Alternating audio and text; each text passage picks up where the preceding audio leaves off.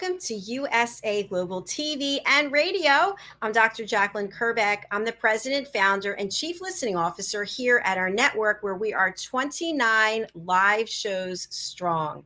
Our show today is Entrepreneur and so much more. Joining me is an incredible person.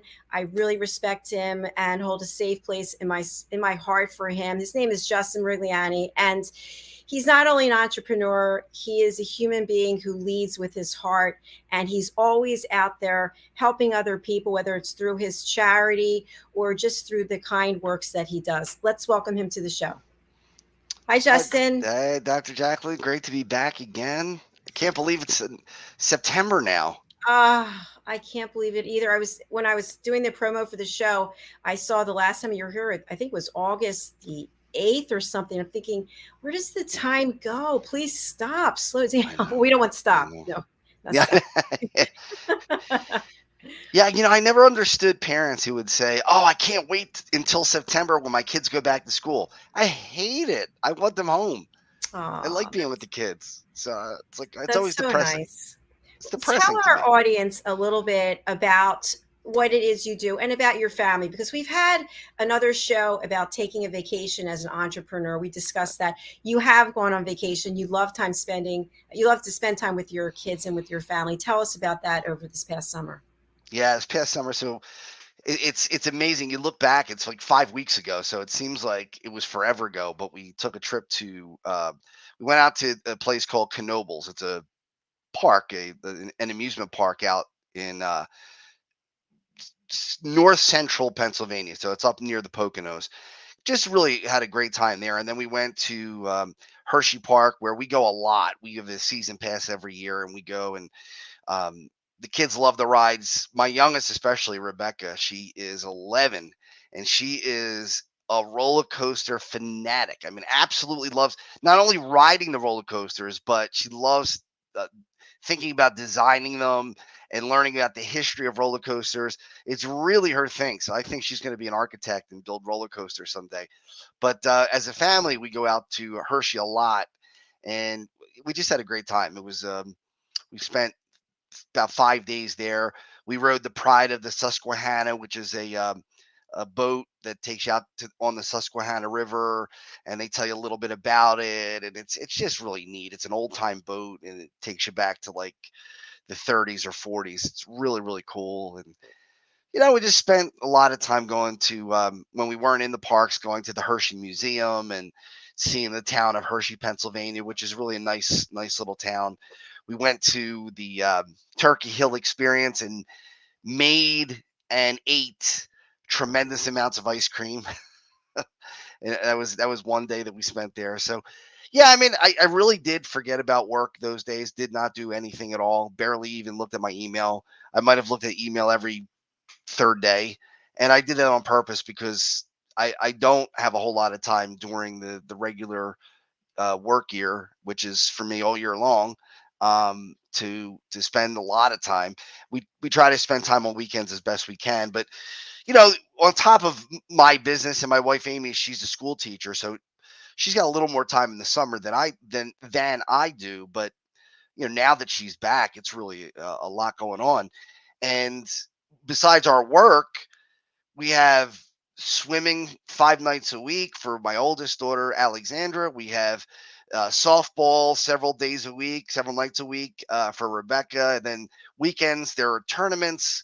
Some of them are all day tournaments. So we're at the field from 8 o'clock in the morning to 5 o'clock at night. So those are good things, and those are fun things. But, we're not really doing much as a family even at that time, because we're in the stands and she's on the field. Amy's coaching. So you got to find the time. And we did. And it was fun to be able to do that. Unfortunately, one of the souvenirs that we took home was COVID-19, but everybody survived it and got through it. And now we're on the mend. So, you know what? Wow. It sounded so exciting until that last sentence. Yeah.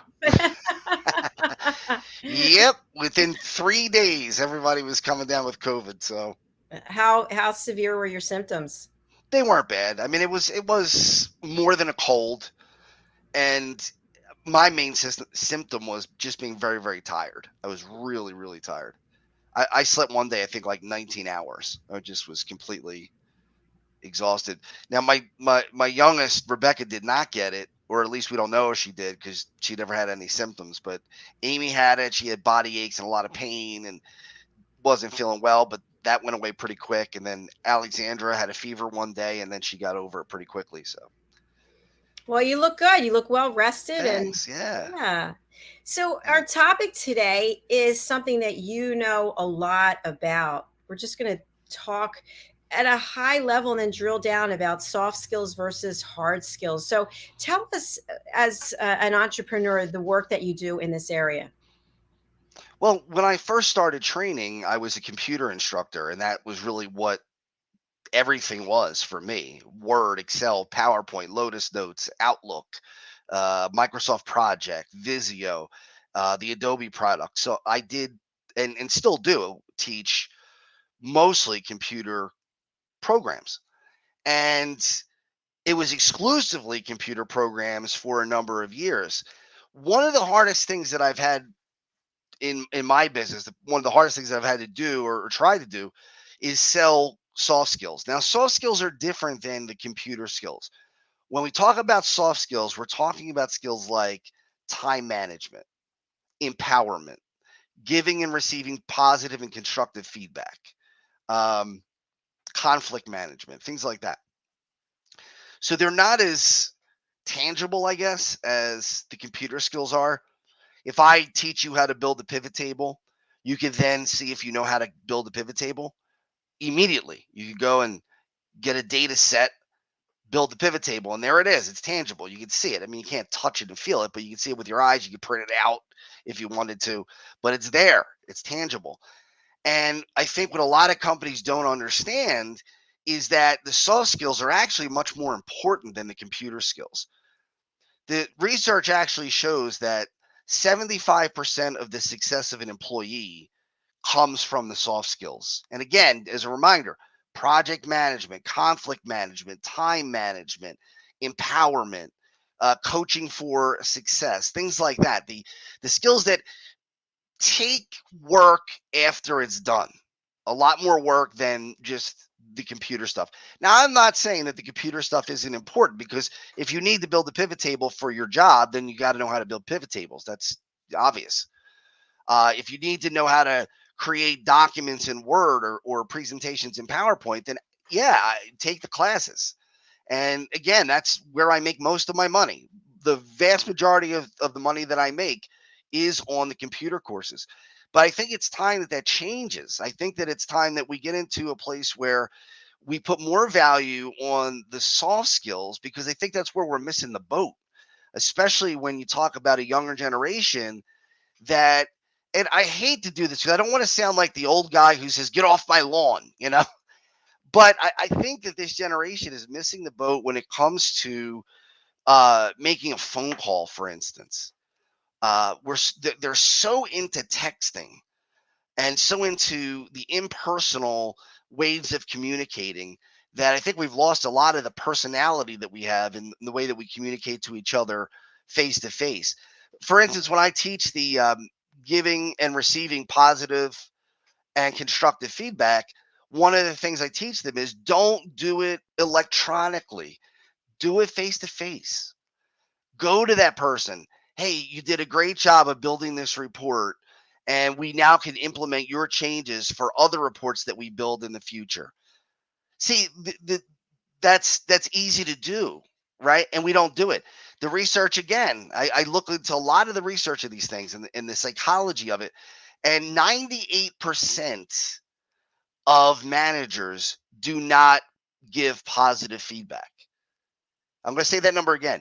98% do not give positive feedback. That means virtually all, right? 98%, that's almost 100%. 98% don't tell their people what they're doing well. They just assume that they know. And the another statistic that's kind of scary is 48% of new hires, maybe 46%, 46 or 48. Off the top of my head, I just don't remember exact number. I think it's one of them. So let's say 46, just for argument's sake. 46% of new hires fail within 18 months. Within 18 months.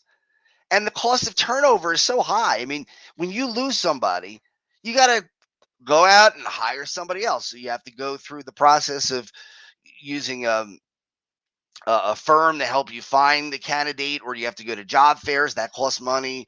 You have to bring them in. That costs money and time because people have to interview them. Then you have to train the people. That costs money to train them. So the cost of turnover uh, can run into millions and millions of dollars. And I've actually seen that. I have a cousin who's an HR manager of a mid-sized company. It's not a huge company, maybe 900 people, 1,000 people, something like that. And their cost of turnover every year is $1.2 million.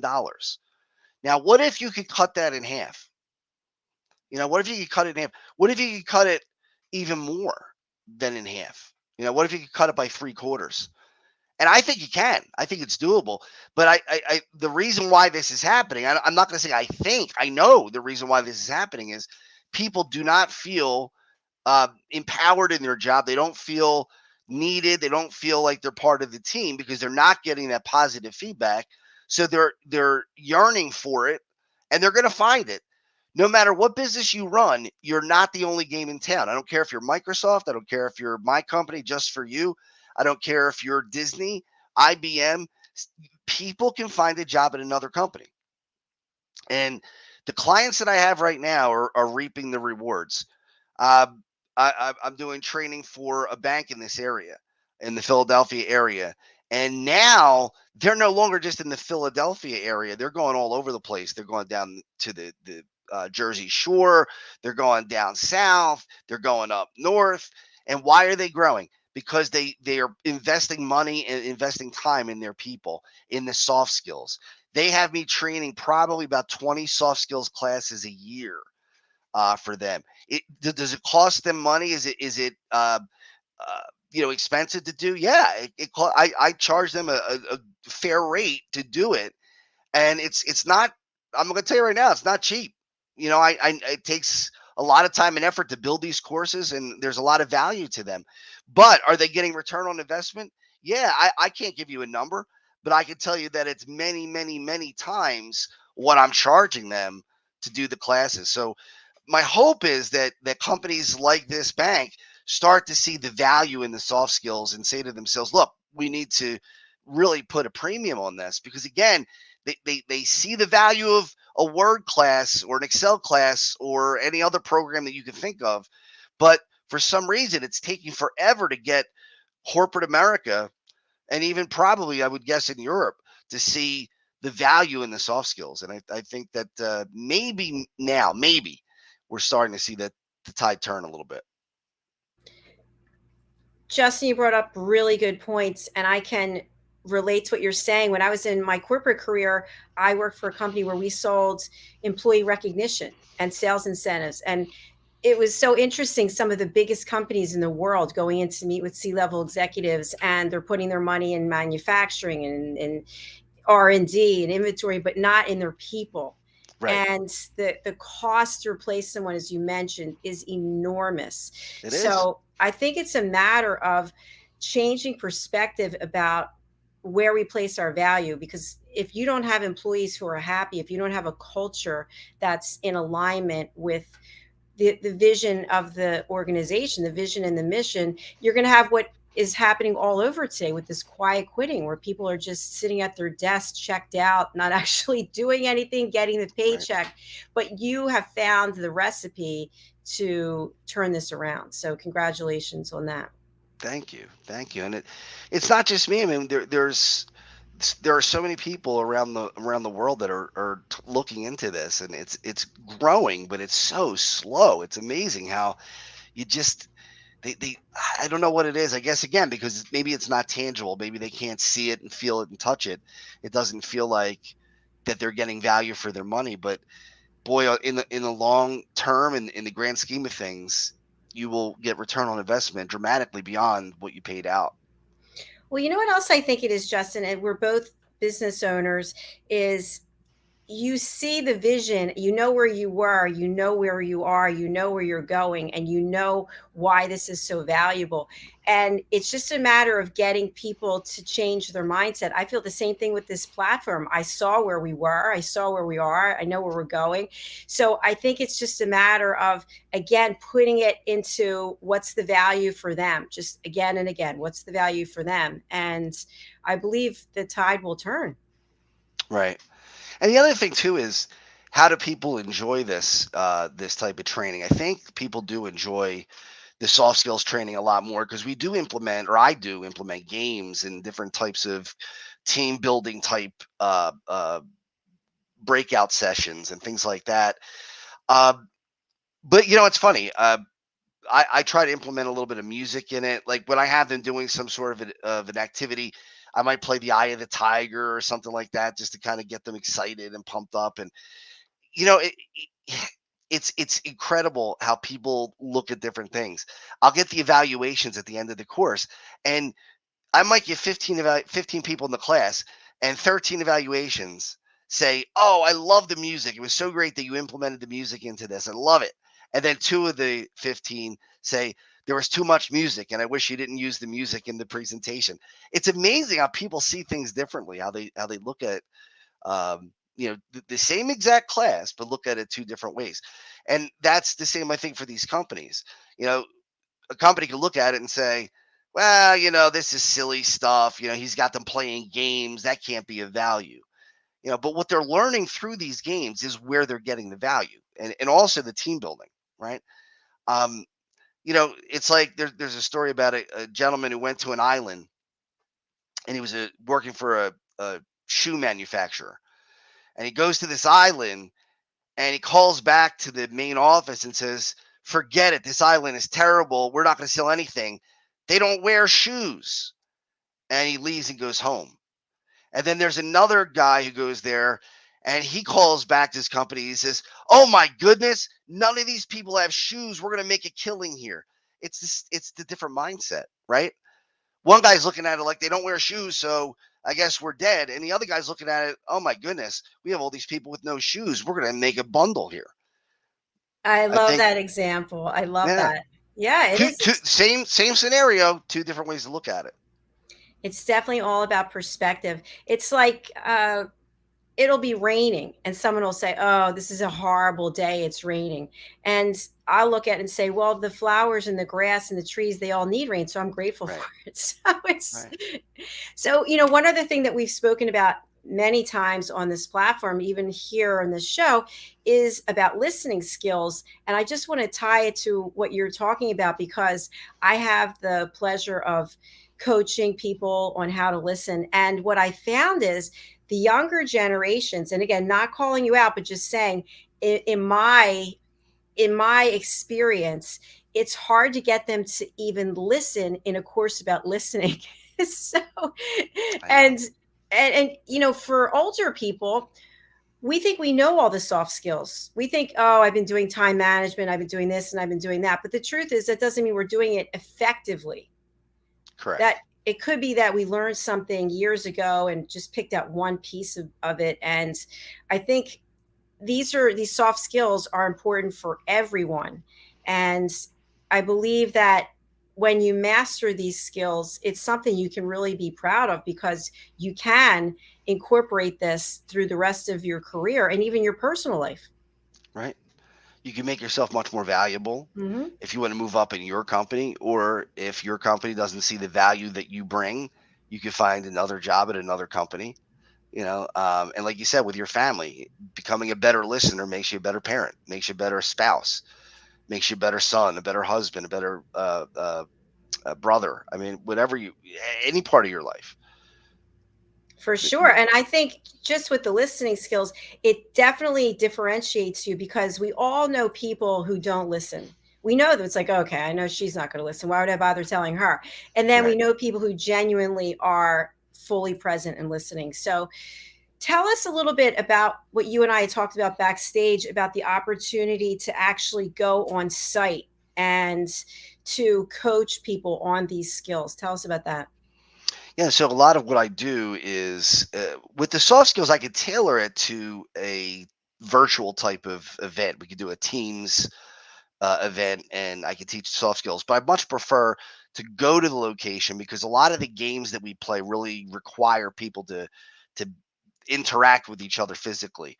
So I go to a location and I run these 4 hour courses. They're all about 4 hours with breaks in there. Because one thing I learned a long time ago, even with the computer training, is that about at an hour and a half, that's when you want to give people a break to stand up and walk around a little bit. You really don't want to push beyond that because people's attention span starts to drop. They're going to need a break. So it's got breaks built in, but we do all kinds of different things, different games that we play. One of the games in one of the sessions that I do involves if you were in a plane crash with a bunch of people in your group and you were in the Northwest Territories and it was 40 below zero, what items? I give you a list of items, and you would spend 20 minutes with your group discussing what items you would need to survive in what order. So I give you, I think it's 13 items. I got to look at the list. So it's like 13 items, and you have to put them in the correct order. And I have the key that tells you what the order is and explains why these items would be important to have. It might be a bottle of whiskey and a knife, steel wool. There's all kinds of things that are a part of it. And it it teaches you critical thinking and thinking with a group of people and working with a group of people. And there are a lot of exercises like that in these sessions. But one of the things I tell the people in these sessions is it's great that you're here taking the class. And it's even greater that your company is willing to pay for you to take this class because that is not the case everywhere. But the big thing is it cannot be just like a New Year's resolution where you say, you know what, it's January 1st. I'm going to go to the gym and I'm going to work out every day this year. And by February 14th, Valentine's Day, you don't go to the gym anymore. You're like, yeah, you know what? It's Valentine's Day. I'm going to take off and, you eat some candy and then you just don't go back. I mean, we all do this. We in something in our lives, right? We all set a goal of something and then don't follow through. And I think, I try to drive home that once you follow through for about 21 days in a row with anything, it becomes a habit. And again, that's not me. That's based on research. I'm not making that up off the top of my head. That's what the research tells us. That if you do something for 21 days in a row, it becomes a very hard habit to break. So it becomes something that's now part of you. So that's the other big piece to this is coming to the classes is extremely important because that sets the foundation. But you still have to go through and build on it and practice what you learn. Yes, and by the way, I've heard that 21 days as well, so I can confirm that. And that's just 3 weeks. But yet Right. it's sometimes it's just getting through the day with whatever that is. Like for me, an easy thing to give up was caffeine, and December will be Mhm. 4 years that I haven't had caffeine. But for some people it's like there's no way. I mean, making it through one day without that cup of coffee, so it's easy for some people to give up certain things, and it's hard for others. It's interesting. Maybe something else would be very hard for me to give up and be easy for someone else. Right. Could you give up going to the gym? Probably not. Well, I would find other things to do Yeah. because I was a personal trainer for years. So actually, here behind the screen, I have all the equipment I actually need. And the Yeah. reason I'll go to the gym is just to have a different change of environment. And I like to jump rope. So I can't jump Right. rope here in this house. I can't use the trampoline anymore either. But so I could give up the gym, but I could not give up working out. Right. Right. Another thing I try to tell people, and I think we all do this, including myself. I catch myself sometimes. We say things that aren't really true.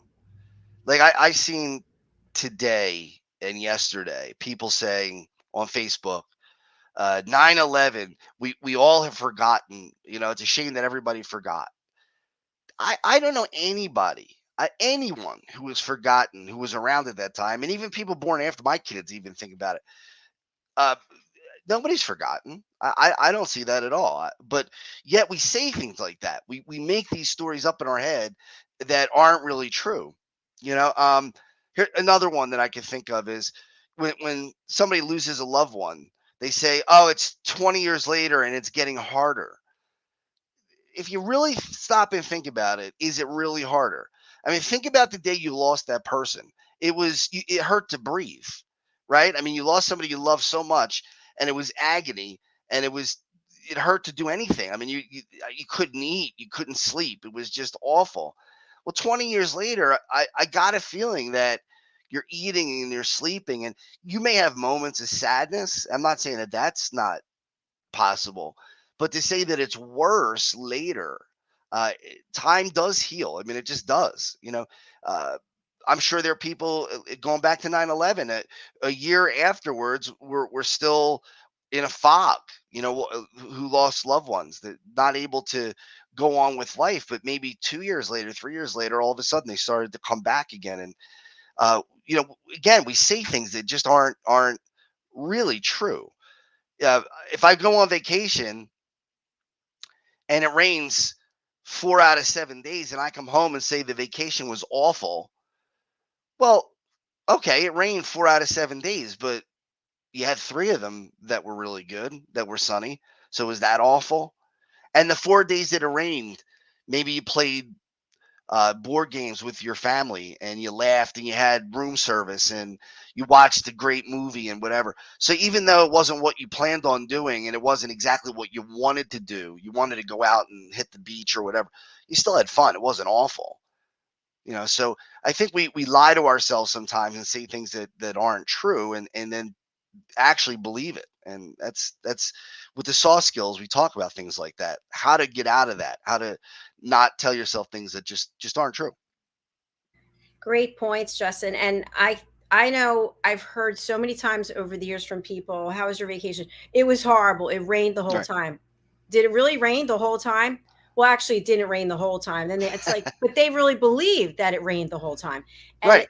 I often wonder, is it because they don't want people to think they had a good time because somehow people will be jealous or upset that they went on vacation and the other person didn't? I don't know.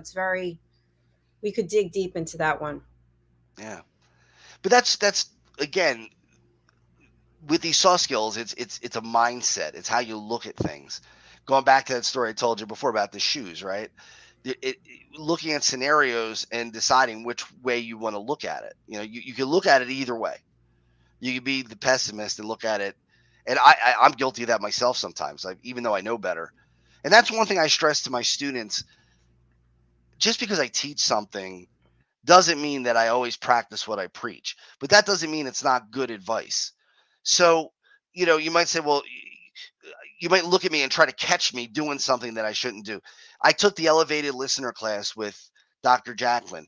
But does that mean that I'm always an elevated listener every single time I'm in a conversation? No. I mean, if I'm getting bad news from a doctor, I may not be able to be an elevated listener at that moment. Or if I'm having a problem with work and it's stressful, I may not be able to practice what I preach. But that doesn't make the advice bad. I taught a class a couple of weeks ago, and I said, listen, if you know somebody who is addicted to heroin, and they say to you, never do heroin, don't do it, never do it, should you then say, oh, well, they're a heroin addict, and if they told me not to do it, then it can't be good advice, so I'm going to start doing heroin? That doesn't make any sense.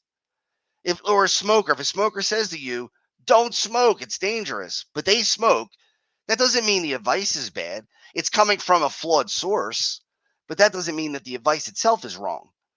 So, just again, it's the way you look at things and when you decide to take them. Exactly, exactly. And also with the listening, you can't be listening at an elevated level all the time because you have a life. So we Right. set boundaries about when we can be listening at an elevated level, and then we follow through with that. So if I tell you I can listen to you with my undivided attention for 10 minutes, then that's what I need to do because that's what I committed to doing. That's right. Yeah, That's key. That is it really key. is.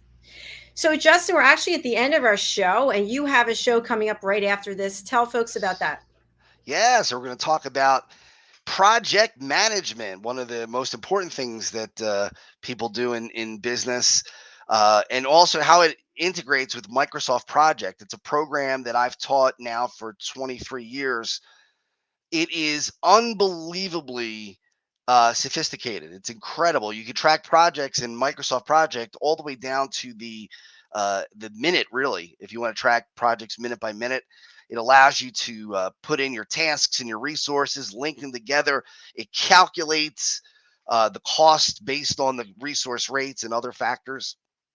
So I'm going to get into that a little bit. That course itself is a 2-day course. There's a part one and a part two. I always recommend that if you take that, it's taken on back-to-back days. You do not want to wait, because there is, if you join us for the show coming up, I'm going to show you that there is a process to project management. It's a 5-step process. And in the course on day one, I teach how to do the first 2 steps. And then day 2 is when we get into the final 3. So really exciting stuff. Well, I don't know. I say exciting. It's exciting for a computer geek like me. I hope that other people who are into project management would like this. But Dr. Jacalyn, I talked to my mom earlier today, and she said I might skip that one. Well, I'm looking forward to it, Justin. We have your contact information on the screen, but for people listening later on the radio or on a podcast platform, what's the best way for people to reach out to you, and who would you like to contact you? Yeah, so anybody looking for any kind of training and the soft skills that we talked about, or any computer titles, even if I haven't mentioned them, you can let me know what you're looking for, and I can tell you whether I could train it or not. Oftentimes, somebody will ask me for a class that I've never taught before, but I'll go in and teach myself how to do it. You can do that once you get to my level, because I've done it before, so I have the skills to be able to learn new programs pretty easily, just based on the 23 years of doing this. But any training, computer training, soft skills, the company is Just For You, all spelled out, JUSTFORYOUTC.com. So that's the website. And my email address is uh, Justin at JUSTFORYOUTC.com. And then I have my charity. We're going to ramp up pretty soon to start another celebrity hockey game, NHL celebrity hockey game with some NHL stars. And that's Checkmates Charity, www.checkmatescharity.com. Our funds go to Crohn's Colitis Foundation, United Ostomy Association of America, and other organizations that are involved in helping people with an ostomy, and also with Crohn's and colitis, which are inflammatory bowel disease. And if you want to get involved with Checkmates, if you want to play in the game, or if you want to help us in any way, my email is justin at checkmatescharity.com. Wonderful. Thank you so much, Justin. I appreciate that. Justin and I are signing off for now, and he'll be back momentarily with Talking Heads. I'll be behind the scenes producing the show. Thank you, everyone. See you again All right, soon. everybody. Bye.